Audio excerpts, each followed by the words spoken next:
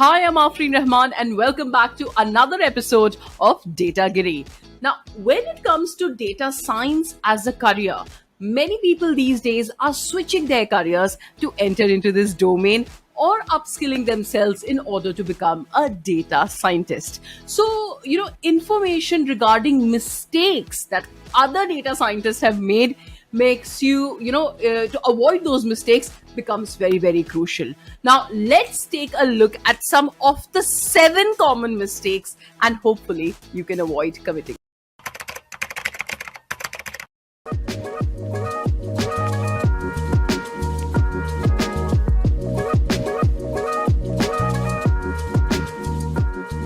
Let's start with our mistake number 1, which is wasting time concentrating only on theory.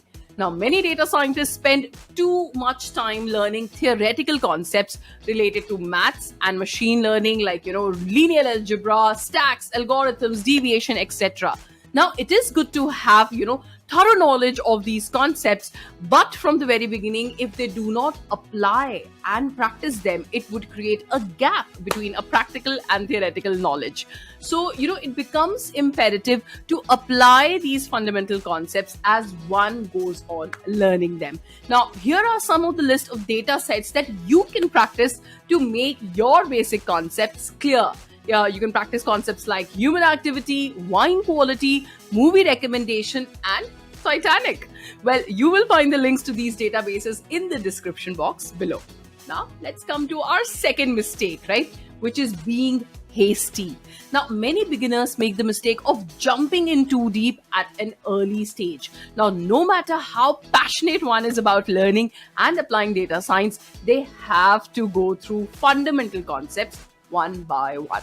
Now, avoiding shortcuts is better in this case. See, if you're a beginner, what you can try to master are techniques and algorithms of classical machine learning. This will serve as a stepping stone for further advanced concepts. However, one needs to make sure that they have ample amount of practice before they move on to advanced concepts, right? And in one of our previous episodes, which is how to start a career in data science, we have actually spoken about machine learning concepts and how to go about them with relevant projects. Don't forget to check that video out, right?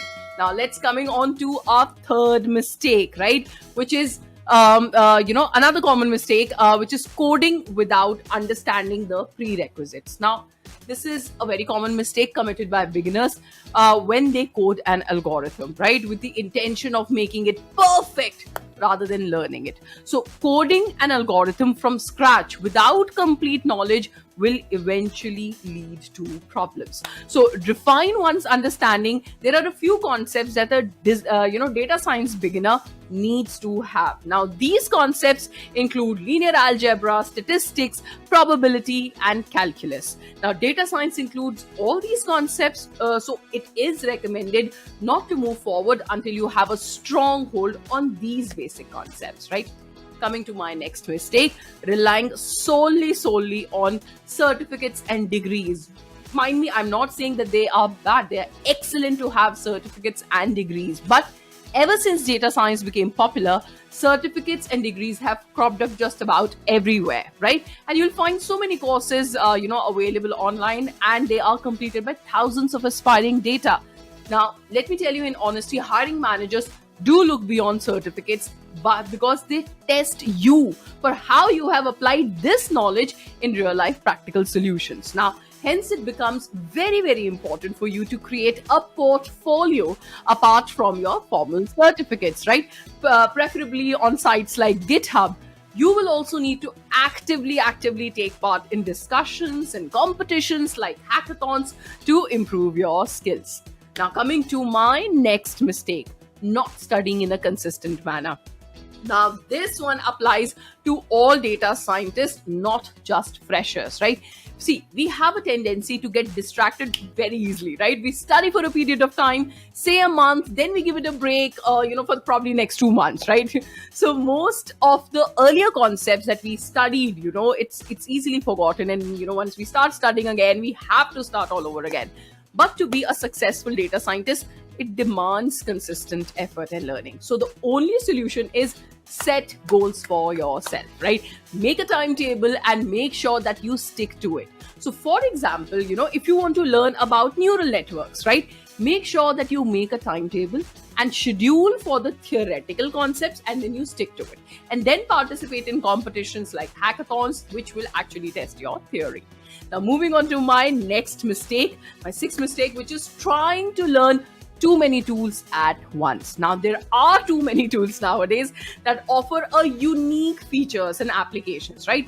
So when a beginner leans toward learning all these tools, possible at once, they also try to apply them also at once, right? At the same time, it will only lead to more confusion, and it will affect one skill when it comes to problem solving. So learn a particular tool and master it, and one is sure that they have perfected it, then you can approach a different tool according to its use. And while learning these tools are essential, right, it is also important to know how these tools can help you solve real world business problems.